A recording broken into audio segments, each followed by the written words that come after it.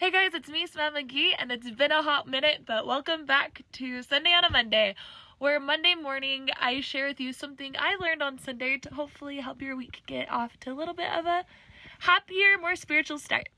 So the lesson was really cool. It took people from the scriptures, like the woman with the issue of blood and the woman found in adultery, and we talked about how Christ saw these people and how people saw these people. And it was just really interesting to see the difference. And a woman brought up something really interesting. She works in like a cultures department at the local college, I think. I could be totally butchering it. But she works with people of like different cultures, different religions, different sexual orientations, different genders. And she says a lot of the times our first response to someone who is different than us is fear. And oftentimes it's the fear that we're going to offend because we don't understand, so we avoid. And sometimes it's fear that leads to ignorance. But oftentimes in those situations, we wonder what the most appropriate thing to do is. And she put it in the simplest way that I just loved. The most appropriate thing to do when you are in a situation with someone where you don't understand their culture, you have completely different lifestyles, is just to love them. God is the judge. We are not. We are put here to love our fellow men and to help them along the way. It is not our job to correct them or belittle them. Christ died so they could have agencies, so they could have ability to choose. Our job is just to love.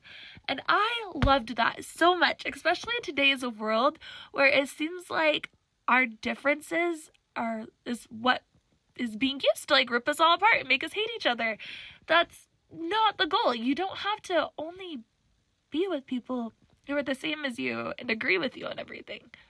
I truly think that it's the diversity of humanity, all the different cultures, beliefs, and perspectives that make this world so cool. And honestly, they help you learn how to become more like God.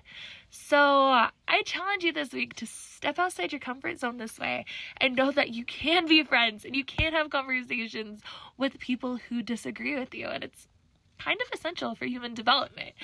Remember that God is the judge, and your job is just to love. Of course, if someone is trying to make you do things that you don't believe in, then yeah, you can tell them that's not for me. Like, I'm not going to be around this.